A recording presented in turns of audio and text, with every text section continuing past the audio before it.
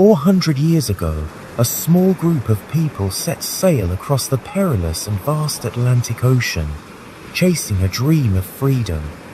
They came seeking a place to live by their faith.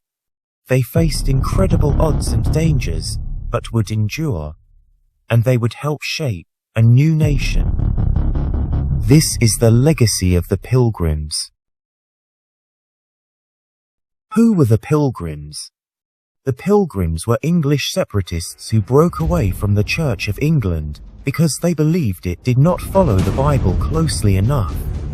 These separatists believed they should worship God in their own way.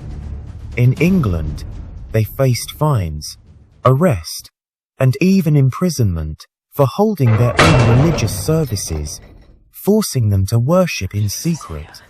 At first, many pilgrims fled to the Netherlands, where they could practice their religion without fear. But life was not easy. They had low-paying jobs, worried about losing their English culture, and feared the threat of war with Spain.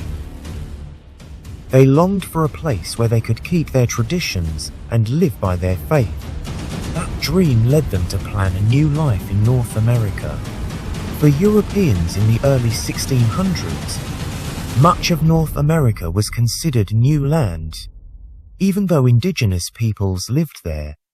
This land offered the promise of fertile farmland, natural resources, and space to build their own communities.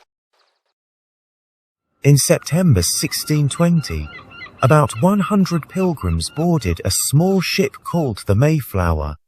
The trip was long and dangerous. They faced 2 months of storms and rough seas. They had planned to settle near the Hudson River, but strong winds pushed them far north to Cape Cod, in what is now Massachusetts. There they established the Plymouth colony. Before they even stepped off the ship, the Pilgrims made an important decision. They wrote an agreement called the Mayflower Compact. In it, the men promised to work together and make decisions for the good of the whole colony. This was one of the first steps toward democratic government in America. The Pilgrims were deeply religious, following the Bible as they understood it. They worked to build a community that honored God in their own way, where religion and government were closely connected. Many of their laws reflected their faith, and church leaders played an important role in daily life. Sundays were strictly for worship and rest, while the Mayflower Compact was not a church law. It reflected their belief that good government should be guided by both civil rules and God's laws. Why did the Pilgrims choose the Plymouth site to build their colony? The Pilgrims chose this site because it had a good harbor, fresh water, and cleared fields for farming. At first, the location seemed promising, but the reality was far harsher. The first winter was brutal. Bitter cold, disease, and hunger claimed nearly half of the settlers. Those who survived worked tirelessly to plant crops, build homes, and keep the struggling colony alive. Their survival, however, did not depend on their efforts alone. The Pilgrims received crucial help from the Wampanoag people, who had lived in the region for thousands of years.